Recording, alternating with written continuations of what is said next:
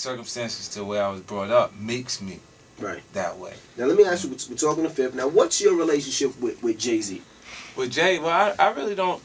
He said something on Tim Westwood's show. You know, they asked him about 50 Cent. He said nobody's scared of 50 Cent. Yeah, Right. But you know, I don't think he's aware of his presentation.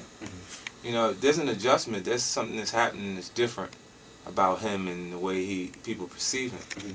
You know, he's way more approachable. You know, like it's the Beyonce and I don't know, Sinatra vibe he's trying to put off. That's making him like people comfortable enough to walk on the stage. Right.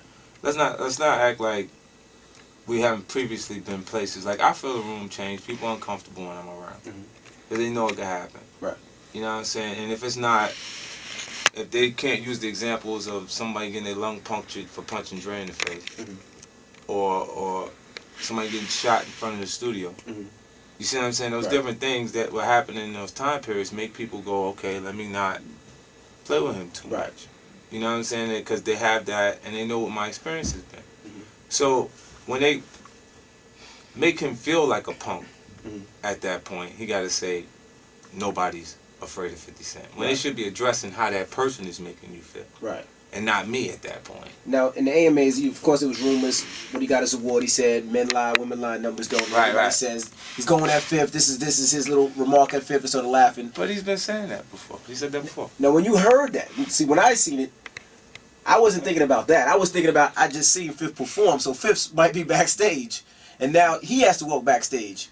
Yeah. So I thought that, you know, it might have been a problem or situation because at that point, there's no security back there. It's just you and him. Nah, he wasn't. Nah, he didn't say nothing. I didn't take that directly towards me. If that was, then he should say something a little more direct so we can stop rapping and get right to the shit. You see what I'm saying? Like, Absolutely. Because I don't have that kind of, like, when I said hip-hop has, like, rock and roll has punk rock, and hip-hop has a cool punk, not but cool punk, like, the guy that's cool because he's a part of the culture. Right. And in there, but he has punk ways, like, just the way I came up, if people keep approaching you and like or expressing disrespect towards you, and there's no response to it, you're a punk. Right. Where I'm from. You see what I'm saying? And I've seen that consistently from Jay with other artists. Right. The artists that I've had to deal with, people who previously challenged him, that he didn't address. Right.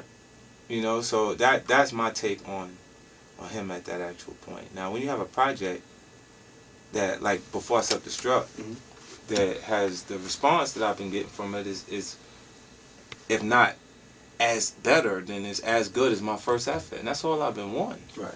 Since to match your first album, like, I've never heard anybody say that about him.